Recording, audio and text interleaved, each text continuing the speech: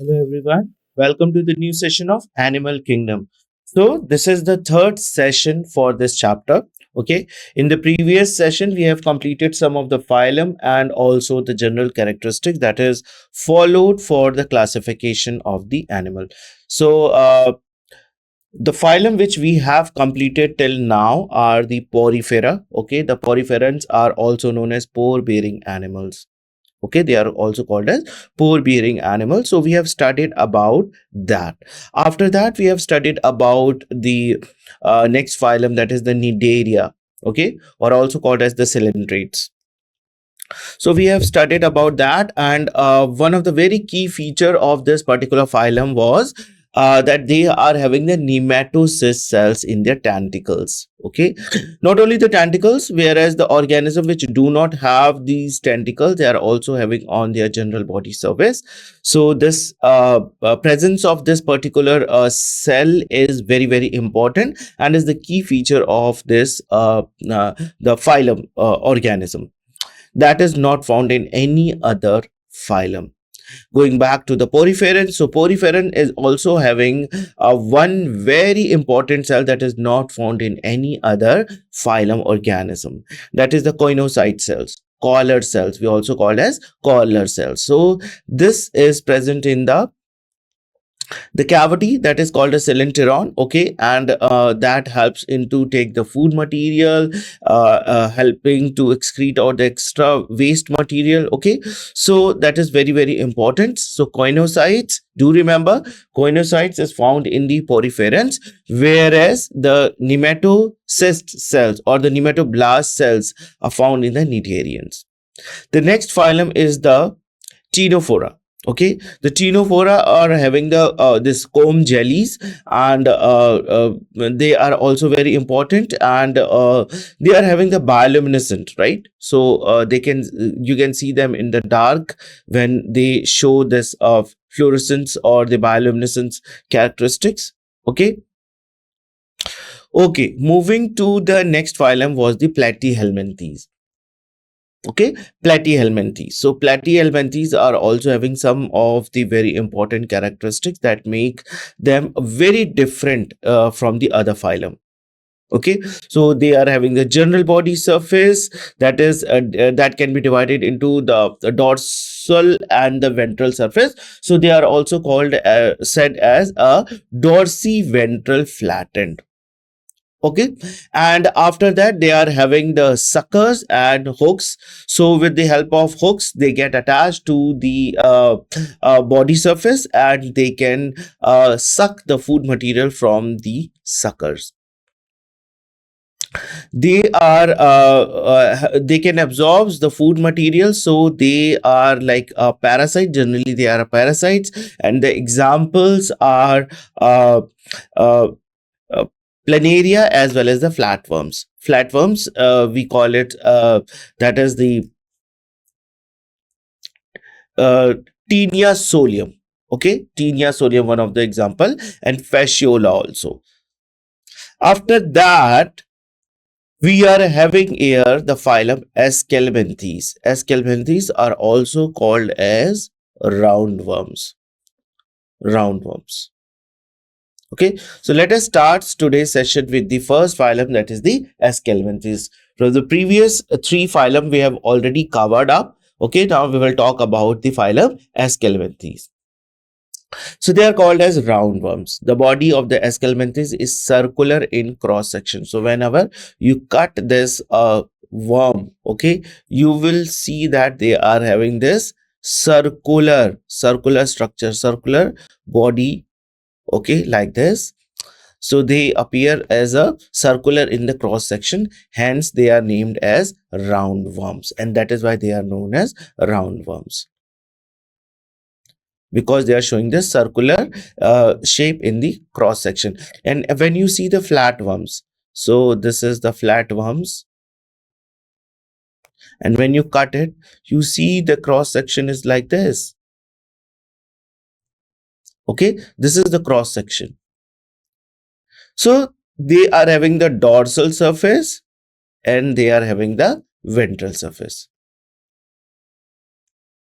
right? So dorsiventral flattened, but in the case of aschelminthes, their cross section shows the circular in shape like this. That is why they are showing this cross section as a circular form. Next is the aschelminthes. Next characteristic of the aschelminthes, they may be free living, aquatic and terrestrial, or parasitic in the plants and animals. So here, this is the where they are found. Okay, so sometimes they are free living, that is, they are present in the environment. Environment means they are not present inside any organism body. They can find in the living environment. So this is the free living, and also they are found as an aquatic environment. Okay, they are found in the water and also on the terrestrial surface in the soil. But yes, they are also found as a parasite in the case of plants and animals. The very first examples for the case of animals, the example is the ascaris. Okay, many in the case of plant we are having the nematodes as a parasite on the plants. Okay, so they may be free living. Okay, they are found in the environment. They can be also present in the aquatic environment. They can live on the land. That is why they are found on the terrestrial environment. And they can live as a parasite also inside the body of animals as well as the plants. Now, the roundworms have the organ system level of body organization. Very, very important from here till this Ctenophora, or you can say the platyhelminthes. Platyhelminthes are having the organ system level of organization from there, but here you can see the organ system. They are forming the system type of things. Okay, organ system level of body organization here we can see, and they are bilaterally symmetrical. Okay, when you cut this cross section, you divide it into two equal halves passing through the plane, that is from the center. So that is, they are showing the bilaterally symmetrical.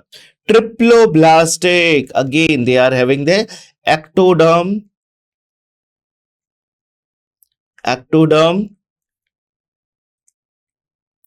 mesoderm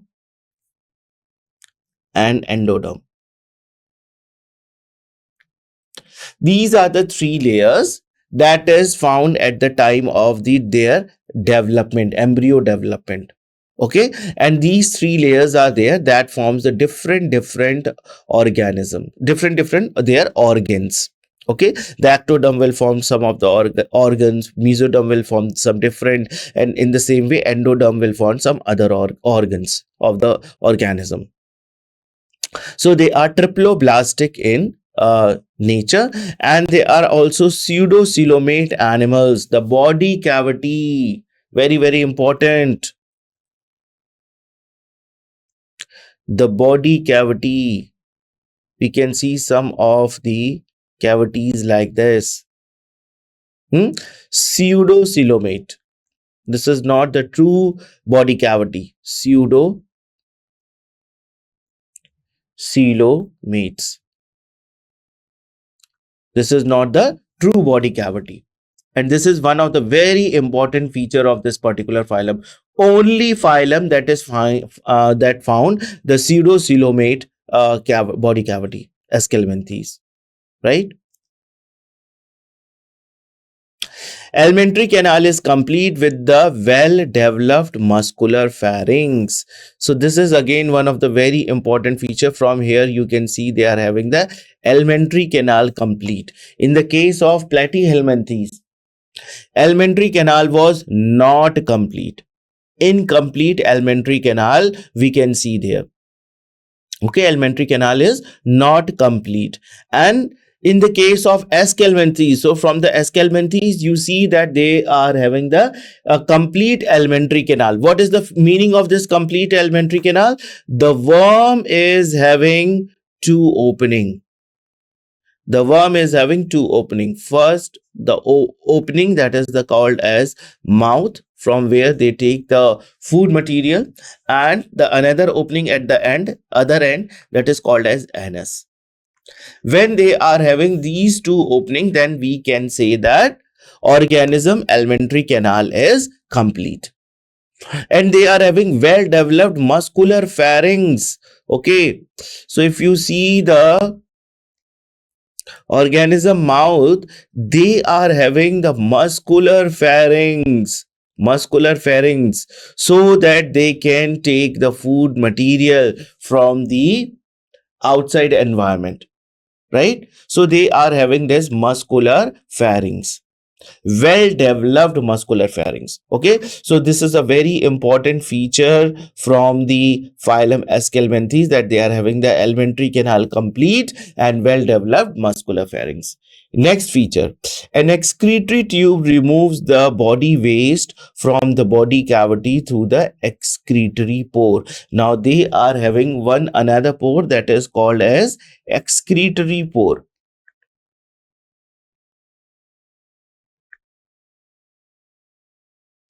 Excretory pore.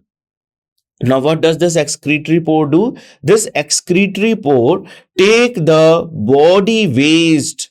They collect all the body waste from the body, and it removes that excretory matter, nitrogenous waste matter from their body through the excretory pore. Sexes are separate. So we can see they are having the separate.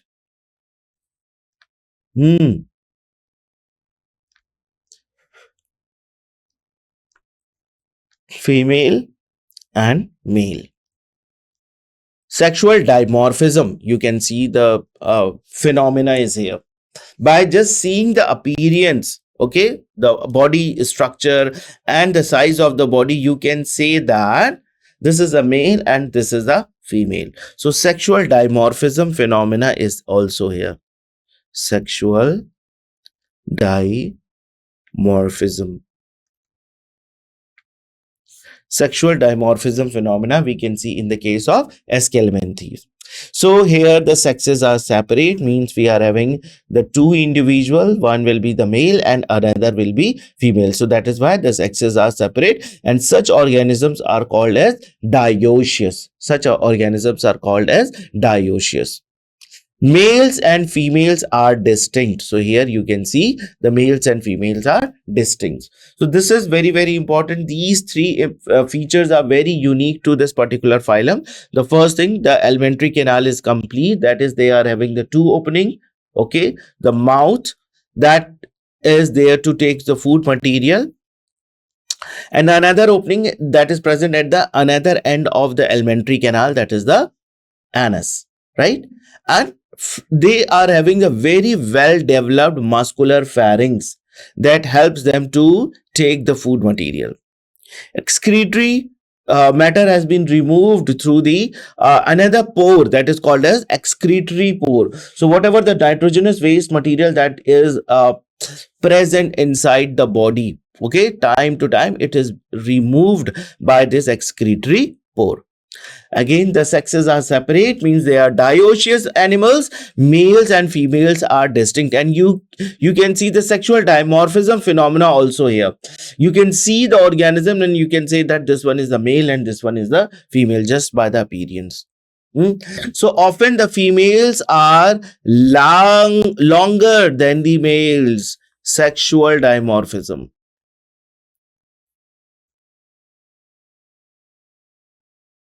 Sexual dimorphism. Okay, the females are longer than the males. Fertilization is internal and development may be direct. So fertilization is inside the female, means the development be direct. The young ones resemble the adult or indirect. So what happened at the time of copulation? The male one is having the anal cirri that introduces that and makes the opening of the female, and there they ejaculate their sperm. So the fertilization is internal, means inside the body of the female, and the development is direct. What is the meaning of direct? It means that they are not making any larval stage. The young one resembles the adult. They are not having any larval stages. But in some of the organism, you can see the larval stages as well. So when there is a larval stage is fine, then it is called as indirect development. And when there is a no we cannot say that this is a larval stage, okay, because the young one is just resembles to the adult. So that is why they cannot be said that this is a larval stages, right? So that is why we say that this is a direct way of the development.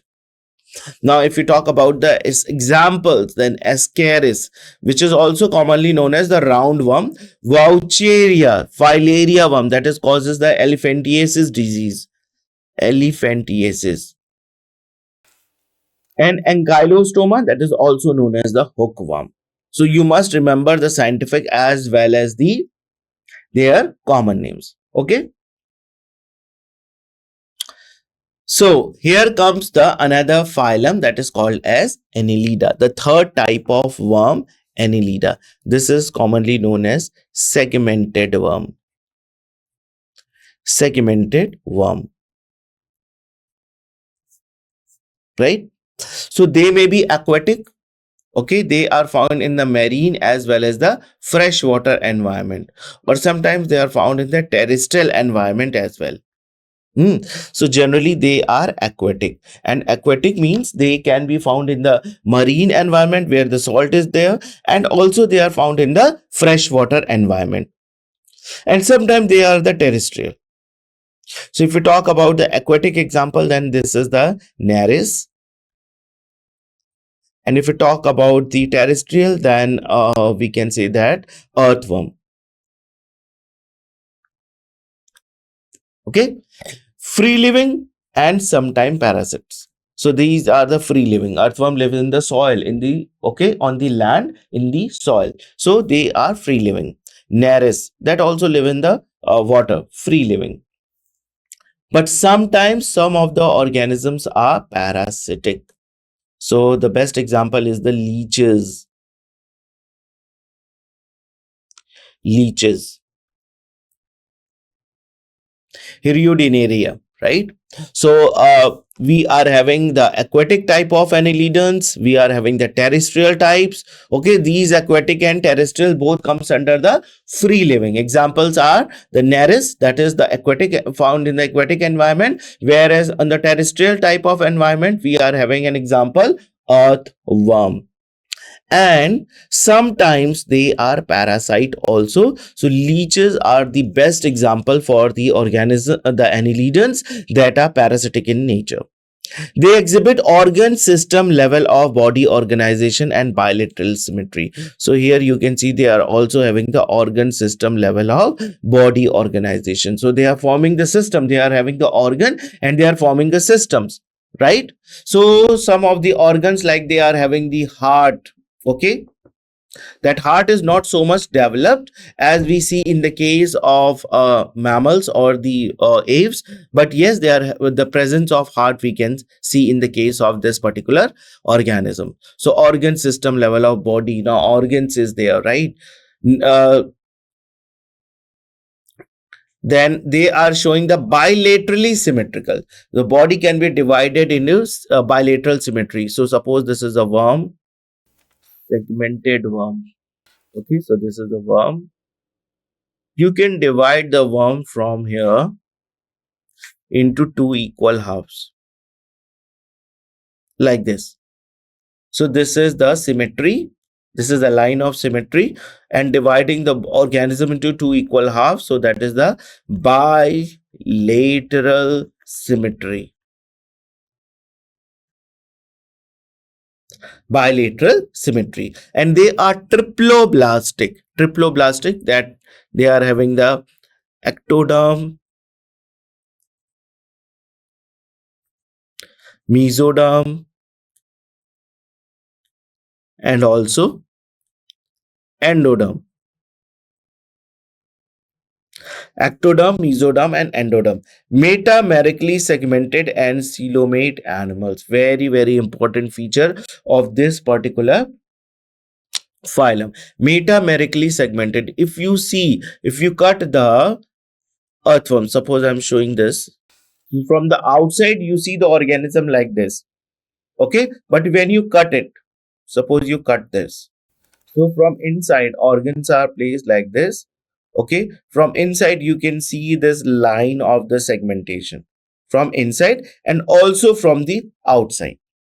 Okay, this compartment, these are the one single compartment, right? And that compartment you can see from the outside of the worm as well as from the inside. So that is showing the true segmentation, that is also called as metamerically segmented. This worm is showing the metamerically segmented. Coelomate animal. What does the meaning of coelomate animal? They are having the true body cavity. True body cavity. So first time the organism is showing the true body cavity. Before that, they are having either acoelomate, no body cavity, or they are having the pseudocoelomate, that is the false coelom or the false body cavity. Right, so they are showing the true body cavity, that is the metamerically coelomate animal, and the segmentation is also true type from outside as well as the inside, that is showing the metamerically segmented. So these are some of the feature of the annelids, that is they are aquatic or they are terrestrial, free living, or sometimes the parasite also, they work as a parasitic organism. Now they exhibit the organ system level of organization and showing the bilateral symmetry. So we have seen here that they are showing the bilateral type of symmetry.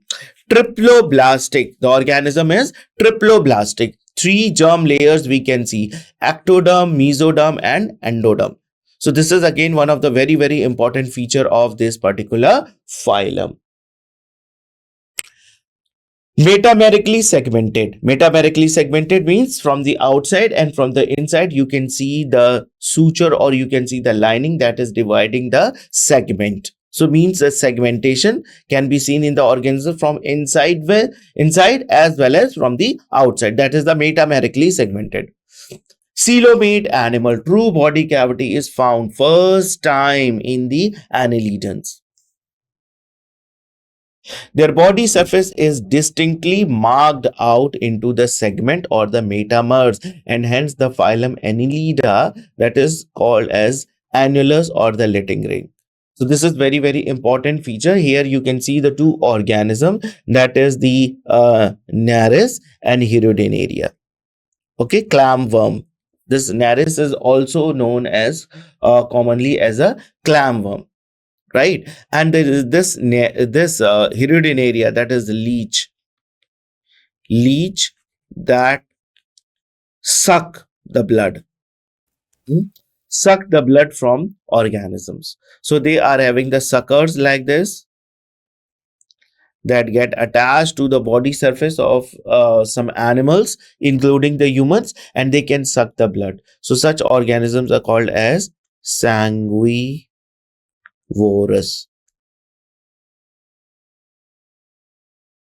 Right, so the very important feature, that is the body surface is distinctly marked out the segments or the metamers. So you can see the segment, these are the lining. Okay, small lining that is showing the segments. Now if you see this Nares also, you can see the lining over their body surface. So what these linings show, these are again showing the segments. Okay, the body surface is distinctly marked out into the segments or metamers. These segments are also called as metamers, and hence the phylum Annelida. Annelida means the literal meaning of the Annelida is the annulus. Annulus means that they are having the little ring. Now this little ring like structure make them a unique from the other organism, right? So the literal meaning of the annelida is the annulus, that is the little ring. They possesses longitudinal and circular muscle with the help which help them in a locomotion. So two types of muscles are present just below their body surface. So two types of muscles are there. Longitudinal muscles, okay, they are having the longitudinal muscles, and also they are having the circular muscles. These two muscles helps in the locomotion, that is the movement process, because they crawl on the land, and for the crawling this longitudinal and circular muscles are very helpful. Aquatic annelids like Nares possesses lateral appendages, that is called as parapodia, which help in swimming. So here you can see the Nares structure. Nares is again the this segmented body organism, and you can see they are having the appendages, lateral appendages, like they are having the general this they are called as lateral appendages,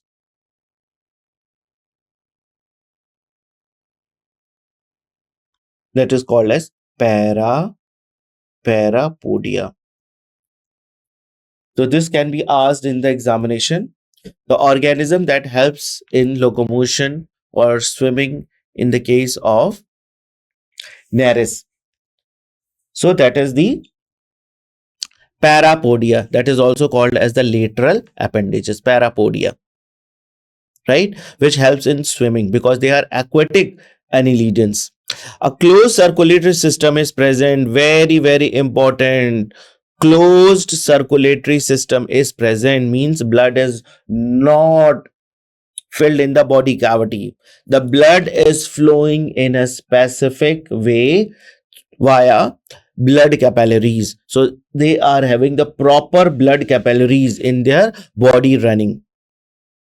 So they are having the closed circulatory system. This is we see in the case this annelidian first time. So this is very advanced feature. Nephridia. Excretory substance is taken out from the body. It is collected, it is taken from the blood, and it is removed out from the body time to time. They are having the excretory organ as a nephridia.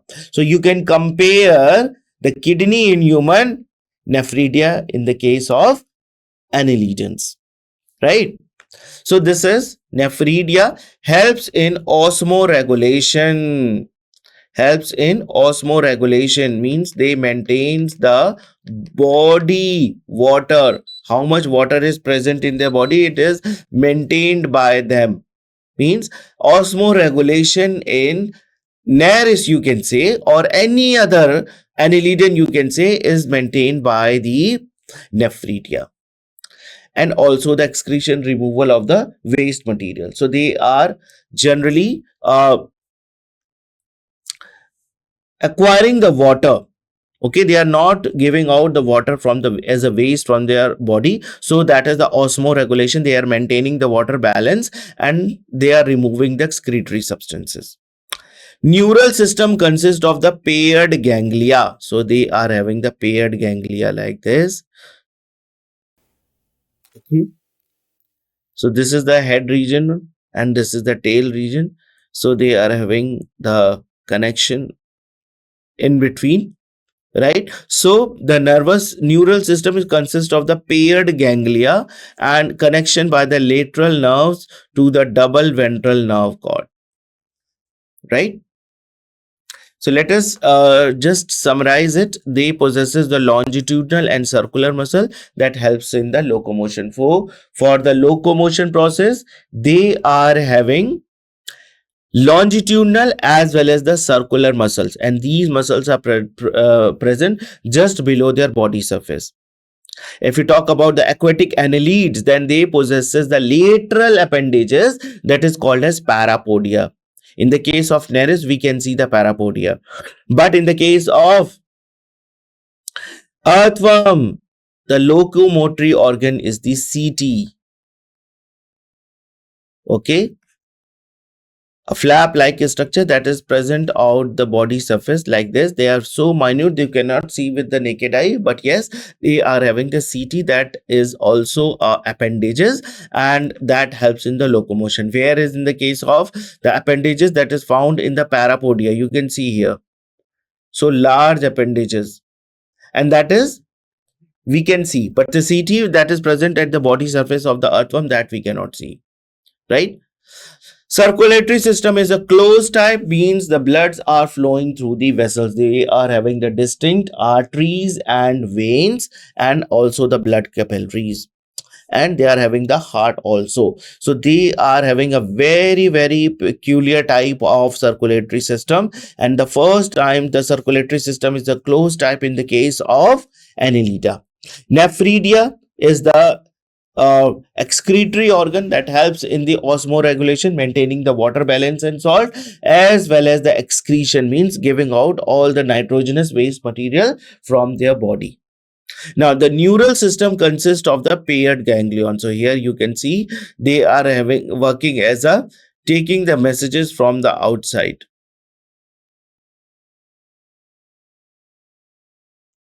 like this, and they are having the nerves of this connected by the lateral nerves. Okay, they are having like this the lateral nerves to a double ventral nerve cord. Nereis is an aquatic form. So this Nereis is an example of the aquatic annelidans. Okay, and it is dioecious. Dioecious means both the male and females are separate, as we have seen in the case of aschelminthes. So here annelidans also, they are having the separate individuals. But the earthworm and leeches, they are monoecious. So this is the very important feature. Okay, though most of the annelidans are dioecious, but some are monoecious. For example, earthworm and leeches, means the male and the female reproductive organ is found in one individual only. So they are also known as hermaphrodite.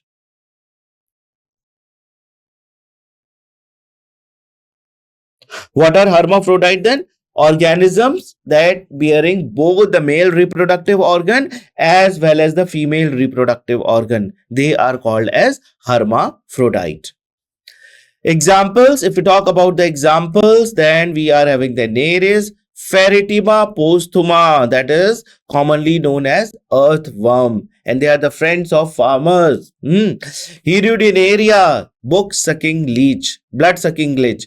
So this is the leech that sucks the blood when they get attached to the body of the organisms, or even in the case of human also, they suck the blood, and that is why they are called as blood-sucking leeches. Okay, let us start the next phylum, that is arthropoda. This is again one of the very important this phylum, and this is the largest phylum in the animal kingdom. Means maximum numbers of individual belong to this particular phylum. This is the largest phylum of Animalia, which include insects. So mostly we include insects in this particular phylum. Okay, the largest phylum of Animalia, which include insects. Over two-thirds of all the named species on the earth are arthropods. So you can see here what is the number of arthropods. This is a very general feature. Two-thirds of all.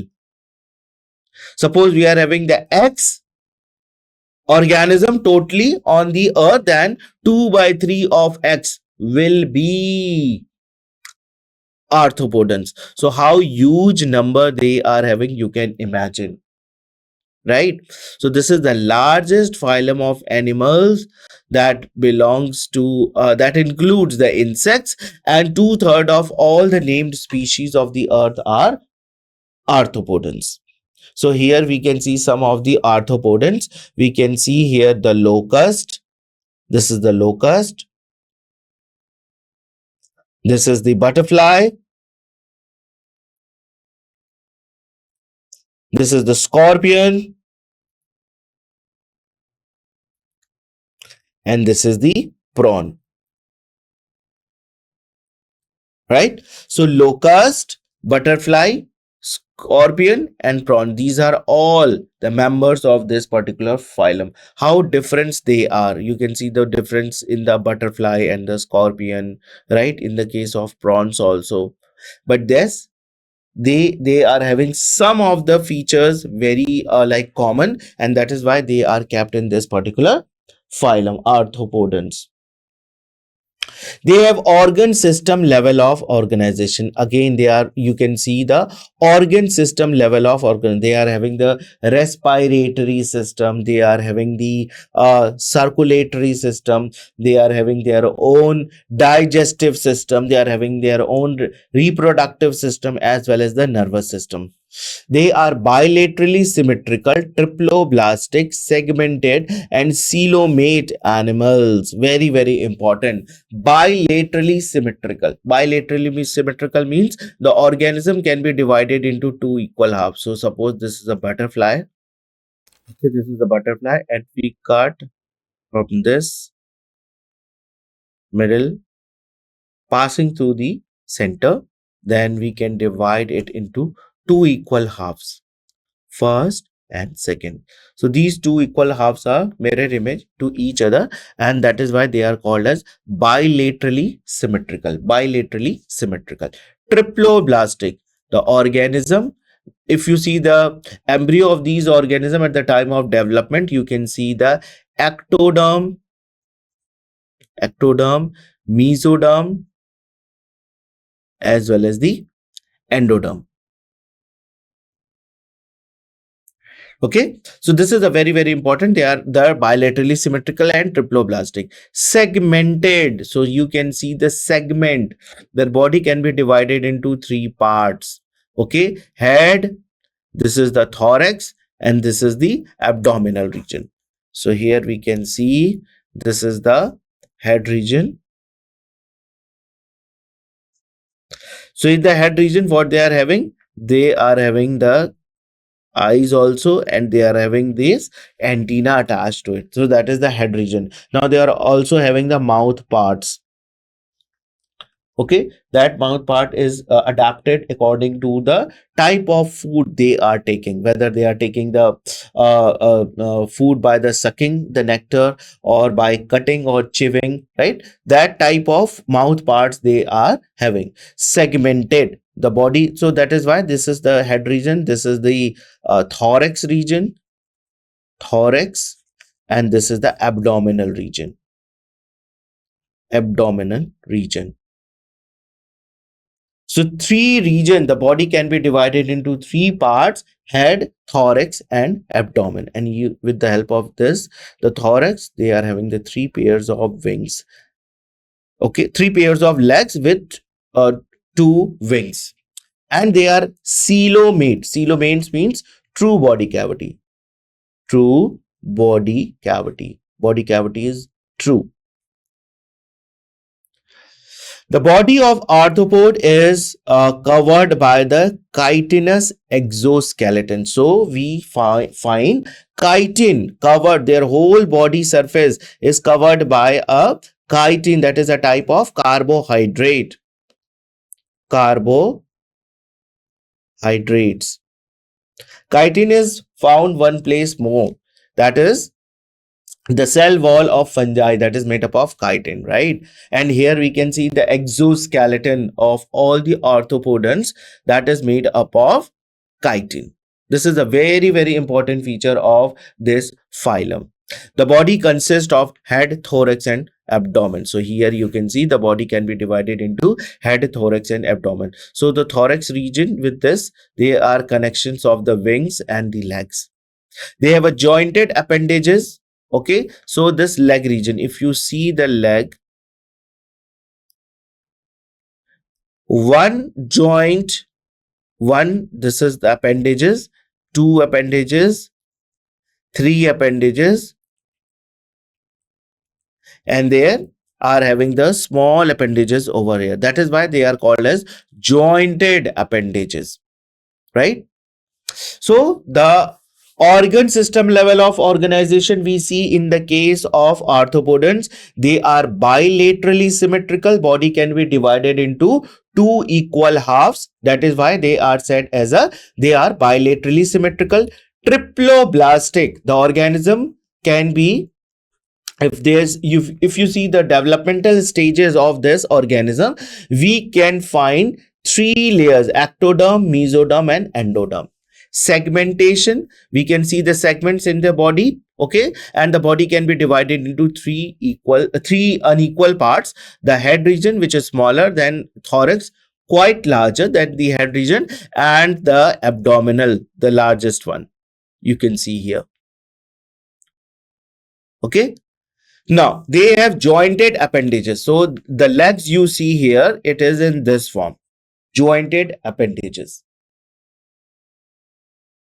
Respiratory organs are gills, book lungs, or the tracheal system. Very, very important and unique feature of this particular phylum. So, if you see the very important, the cockroach, okay, you see this region, then they are having small opening like this. These small opening inside, they are traversed by like tube like structure like this. From this is having like this, okay, and from this it is joined like this. So this the small pore like opening to the side of the organism, that is called as spiracles. Spiracles. And these are called as tracheal tube. Okay, so they are forming the tracheal system. So here air get enter inside this opening and it moves all over their body through this tracheal tube system. So they are having the book lungs, book gills, and okay, some organism they are having the gills even, the very the organism that live in the aquatic environment. So they are having the gills. Some organisms are also having the book gills and book lungs. Circulatory system is of open type. Okay, circulatory system is open, that is, it is not moving in a particular vessels that we have seen in the case of annelida. So annelida is quite advanced than the arthropodum in that term, that they are having the advanced type of circulatory system, right? They are having quite advanced type of circulatory system if you compared with the arthropodons. Arthropodum is having the open type of, means the blood is flowing here. It is having the white creamish substance is filled all over the space in the cavity, and that is called as hemocoel. That is called as hemocoel. This is the blood of this organism. Sensory organs like antennae, eyes, statocyst, or the balancing organs are present. So in the head region, they are having the compound eye. Eye is compound. It means that small vision is formed in a small segment, and all the segments joined together. All the segment joins together to form a clear vision, right? But in the case of dim light, the vision is more clear, whereas in the case of daytime, the vision is not so clear, right? So these insects, if you see the insect, what time they are very active? At the time of night, because the vision is clear, and that why in the daytime they are not so active, they just take rest, okay. And in the night, what they do? They become active. Now they can see everything. Now in the head region only, the antenna is attached. Antenna is a very sensory organ. They can sense the things that is near to them. So that is the sensory organ. Okay. So they are having the compound eye. We have already talked about the vision of the compound eye is found in small segments.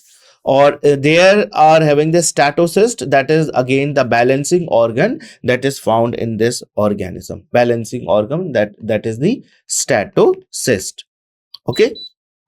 Excretion take place through the Malpighian tubules. So this is a very, very unique organ that is concerned for the removal of the excretory waste from their body.